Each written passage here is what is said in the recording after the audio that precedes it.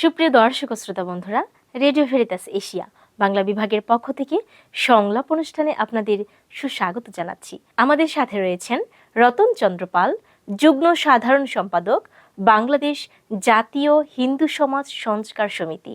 দাদা, আমাদের এই সংলাপ অনুষ্ঠানে আপনাকে সুস্বাগত জানাচ্ছি। ধন্যবাদ। সংলাপ আমাদের জীবনে এমন একটি বিষয় যেটা আমাদেরকে ভাবতে শেখায়, আমাদের জীবনকে যাপন করতে শেখায়, আমাদের জীবনের যে বিচিত্র দিকগুলো রয়েছে সেগুলো নিয়ে আমাদের অন্যের সাথে কথা বলতে শেখায়, শিখতে শেখায়। তাহলে এইভাবে আমাদের ধর্মীয় ক্ষেত্রে অনেক বিষয় রয়েছে। ধর্মীয় ভাবধারায় পরিবেশের উপাদানগুলো প্রাকৃতিক শক্তিকে বহু ধর্মেই আশীর্বাদ হিসেবে দেখা হয়। তাহলে এই আশীর্বাদকে আমরা অন্যের সাথে যখন সংলাপের মধ্যে তুলে ধরতে চাইব, তখন আমরা কিভাবে এই সংলাপের মধ্য দিয়ে এগিয়ে যাব বলে আপনি মনে করেন? ধন্যবাদ। ধর্মীয় ভাবধারায় পরিবেশের উপাদানগুলো এবং প্রকৃতি, এই দুটো বিষয়কে আলাদা করে দেখতে হবে, একটি আরেকটির সঙ্গে সম্পৃক্ত। সকল ধর্মেই পরিবেশকে সর্বাগ্রে স্থান দিয়েছে এবং পরিবেশ রক্ষার জন্য সকল ধর্মে বলা হয়েছে। আর যারা এই পরিবেশ নষ্ট করছেন এর শত্রু হিসেবে বিবেচিত হয়ে থাকে। আমরা মনে করি যে সনাতন ধর্মে ভগবান শ্রীকৃষ্ণ শ্রীমদ্ ভগবদ গীতার 13 অধ্যায়ে বলেছেন যে আমি একমাত্র পুরুষ আর সবাই প্রকৃতি। প্রকৃতি কি? প্রকৃতি আমাদের পরিবেশ এবং প্রকৃতি আমাদের অঙ্গাঙ্গিভাবে জড়িত। আমাদের আশেপাশে আমরা যা কিছু দেখি সবই পরিবেশের অংশ। এর মধ্যে কোনটি আমাদেরকে সুন্দর এবং জীবনযাপনে এবং আমাদেরকে বেঁচে থাকার অনুপ্রেরণা দেয় এবং সেখান থেকে আমরা বেঁচে থাকার রসদ সংগ্রহ করে থাকি, আমি আজকে সেইখানে একটু আলোকপাত করতে চাই।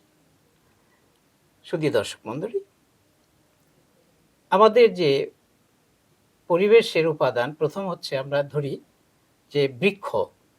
এই বৃক্ষ না থাকলে আমরা অক্সিজেন পেতাম না।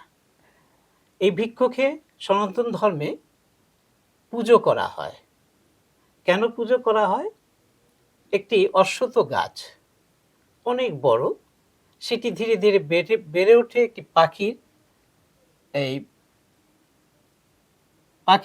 খাদ্য গ্রহণ করার পরে, তা ত্যাগ করার পরে ছোট্ট একটি বীজ থেকে এটি মানুষকে ছায়া দেয়, অক্সিজেন দেয়।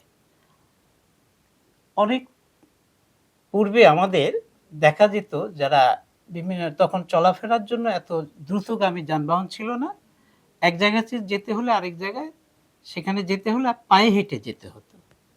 যে পথিক সে পায়ে হেঁটে যাচ্ছেন, পরিশ্রান্ত হয়ে যাচ্ছেন, দূরে একটি গাছ দেখা গেল, তিনি সেই গাছের নিচে বিশ্রাম নিলেন। শুধু বিশ্রাম নিলেন না, তিনি সেখান থেকে অক্সিজেন সংগ্রহ করে আবার পথ চলার প্রেরণা পেলেন। সুতরাং গাছকে আমরা প্রায়োরিটি প্রথমে দিচ্ছি। এরপরে আসি পানি বা জল। এই জল যদি দূষিত হয়ে যায়, এই জল যদি আমরা পরিমিত পরিমাণ সংগ্রহ করতে না পারি, তাহলে মানুষের জীবন ধারণের জন্য যে প্রধান উপাদান জল বা পানি, আমরা সেটা থেকে বঞ্চিত হব।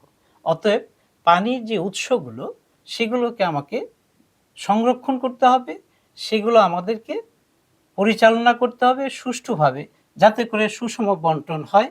এই পানি আমাদের জীবনের একটি অত্যন্ত প্রধান উপকরণ। সুতরাং সেই পানি উৎস যেখান থেকে আসে, আমরা যাতে পানিকে নষ্ট না করি, নদীকে আমরা দূষিত না করি, সেই চেষ্টাটা আমাদের থাকবে।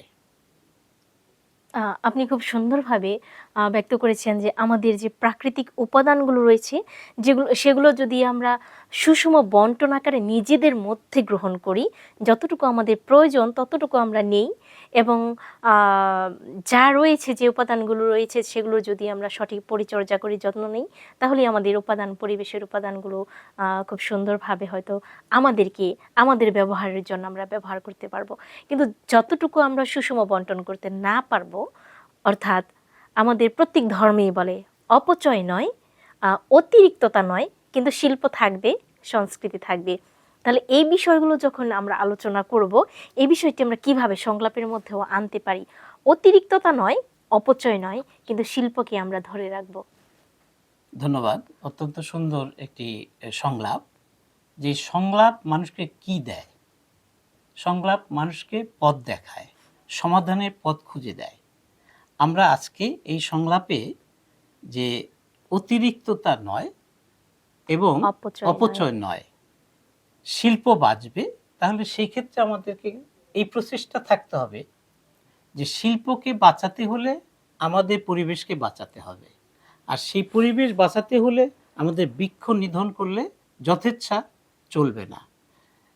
শিল্পকে যদি আমরা এগিয়ে নিতে চাই তাহলে আমাদের সঠিক পরিকল্পনা নিতে হবে, এবং সেই সব পরিকল্পনা শুধুমাত্র ব্যক্তি পর্যায়ে নয়, সরকারি পর্যায়ে থেকে সেই পরিকল্পনাকে আসবে এবং সাধারণ মানুষের মধ্যে সংলাপের মাধ্যমে বুঝিয়ে দিয়ে সেইটিকে আমরা যাতে সুচারুরূপে সুসম্পন্ন করতে পারি এবং এই পরিবেশকে রক্ষা করতে পারি।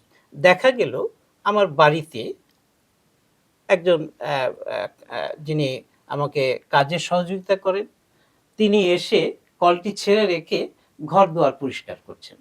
এখানে কলটি ছেড়ে রেখে তার প্রয়োজন নেই, তবু সে অপচয় করলো। এই ক্ষেত্রে খাদ্যের ক্ষেত্রেও ঠিক তাই। আমরা যদি সুষম খাদ্য খাই এবং সেটি যদি অপচয় না হয়, আমরা বাড়তি খাদ্যটাকে তৈরি না করে সেটি মানুষের মধ্যে সমবর্তন করে দিলেও আমাদের পরিবেশে ভারসাম্যতা রক্ষা পাবে এবং অপচয় থেকে আমরা বেরিয়ে আসতে পারবো। শিল্প তৈরি করতে হলে সেখানে কিছু পরিবেশগত দিক থাকে। সেই পরিবেশগত দিকগুলো হবে যে একটি শিল্প কারখানা তৈরি হবে, সেই কারখানাটি তৈরি করার জন্য একটা জায়গা বেছে নেওয়া হলো। সে বেছে নেওয়ার পরে দেখা গেল সেই জায়গাটিতে গাছ আছে, সেই গাছগুলোকে কর্তন করা হলো। তাহলে এখানে আমার একটি জিনিস শিল্পকে বাঁচাতে যেয়ে, শিল্প তৈরি করতে যেয়ে আমার বৃক্ষ নিধন হলো, সেখান থেকে অক্সিজেনের ঘাটতি আমাদের জন্য, পরবর্তী জেনারেশনের জন্য থেকে যাবে। সুতরাং আমাকে খেয়াল রাখতে হবে শিল্প যা বাঁচবে এবং আমাদের পরিবেশও বাঁচবে, সেইভাবে শিল্পায়ন করতে হবে। ধন্যবাদ। আপনি খুব সুন্দরভাবে অপচয় রোধের বিষয়টা তুলে ধরেছেন অত্যন্ত সূক্ষ্মভাবে। আমরা অপচয় রোধ করতে পারি যখন আমাদের খাবার টেবিলেই হয়তো আমরা অনেক খাবার দেখি, আমরা এই খাবারটা আমাদের নিজেদের জন্য যতটুকু প্রয়োজন ততটুকু আমরা গ্রহণ করে আমরা অবশিষ্ট অংশটুকু আমরা অপচয় না করে আমরা উদারতা দেখাতে পারি। আমাদের আশেপাশে যারা রয়েছে, যাদের প্রয়োজন, তাদেরকে আমরা দিতে পারি, আমাদের উদারতাটা আমরা এখান থেকে প্রকাশ করতে পারি। তাছাড়া আমরা বৃক্ষ নিধনের ক্ষেত্র আমাদের উদারতাটা আমরা সেভাবে দেখাতে পারি যে আমি একটা বৃক্ষ নিধন করব, আমি 10টা গাছ আমি লাগাবো। এটা তো সরকার থেকে অনেকভাবে বলা হয়, আমাদের হয়তো সচেতনতা বৃদ্ধি করার জন্য অনেক সময়তে এই বিষয়গুলো আসে। তো আপনার সংলাপ থেকে এই বিষয়টা আসলো যে আমরা খুব সূক্ষ্মভাবে, সুচারুভাবে জানতে পারলাম যে কিভাবে আসলে আমরা অপচয় রোধ করতে পারি, আমরা শিল্পকে বাঁচাতে পারি।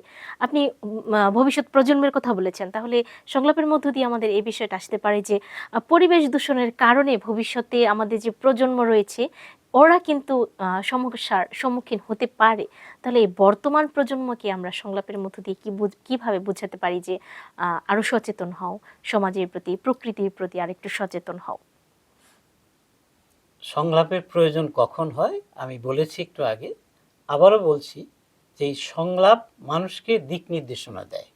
আর আপনি বলেছেন ভবিষ্যৎ প্রজন্ম, অবশ্যই তারা আজকে সমস্যার সম্মুখীন হচ্ছে, বিভিন্ন রোগে আক্রান্ত হচ্ছে, শ্বাসকষ্ট হচ্ছে। এর কারণই একটা পলিউশন, যে বায়ু দূষণ, এবং আমাদের পরিবেশে গাছগাছরা কেটে ফেলে আমরা নগরায়ন করছি বিশেষভাবে। হ্যাঁ, একটু আগে বলা হয়েছে নগরায়ন থাকবে, শিল্প থাকবে, থেকেও আপনার সঙ্গে আমি একমত হচ্ছি যে একটি গাছ যাতে আমরা কাটলে 10টি গাছ লাগাতে পারি, আমাদের সেই উদ্যোগটাকে সর্বাগ্রে গ্রহণ করতে হবে এবং আমরা ব্যক্তি পর্যায় থেকে এটাকে শুরু করতে হবে। শুধু গভর্নমেন্ট পরিকল্পনা করে এটাকে বাস্তবায়ন করা দুরূহ ব্যাপার। সুতরাং আমাদের নেক্সট জেনারেশন যাতে এই রোগবালাই থেকে মুক্ত হতে পারে, পানীয় বিশুদ্ধ পানি পেতে পারে, বিশুদ্ধ বায়ু পেতে পারে, বিশুদ্ধ পরিবেশ পেতে পারে, সেজন্য তাদেরকে আমাদের উদ্বুদ্ধ করতে হবে আগামী দিনে তারাও যাতে বৃক্ষরোপণের দিকে বিশেষভাবে নজর দেয় এবং পানীয় জল বা জলাধার নষ্ট না করে, নদীকে দূষণ না করে আমাদের ভবিষ্যৎ প্রজন্মের জন্য একটি দিক নির্দেশনামূলক সংলাপ আরো ব্যাপকভাবে প্রচারের জন্য আমি আপনার এই অনুষ্ঠান থেকে আপনাদের মাধ্যমে প্রচার জানাচ্ছি, অনুরোধ জানাচ্ছি। আপনাকে ধন্যবাদ জানাচ্ছি যে আপনার বাস্তব কিছু উদাহরণের মধ্য দিয়ে আপনি বিশুদ্ধতার কথাটা তুলে ধরেছেন। তাহলে আমরা চাই আমাদের আগামী প্রজন্ম বিশুদ্ধতার মধ্যেই বেড়ে উঠুক, বিশুদ্ধ মনোভাব নিয়ে গড়ে উঠুক। আজকে আপনাকে আমরা অসংখ্য ধন্যবাদ জানাচ্ছি আপনার এই মূল্যবান সময়ের জন্য, আপনার যে সুন্দর মনোভাব আপনি রেখে গিয়েছেন আপনার সংলাপের মধ্য দিয়ে। আমাদের অনেক দর্শক শ্রোতা বন্ধুরা এই সংলাপ অনুষ্ঠান দেখবে এবং আমাদের সমাজে বসবাসরত আরো অনেককে সচেতন করে তুলবে। আপনাদের কাছ থেকে বিদায় নিচ্ছি। ধন্যবাদ। ধন্যবাদ আপনাকে।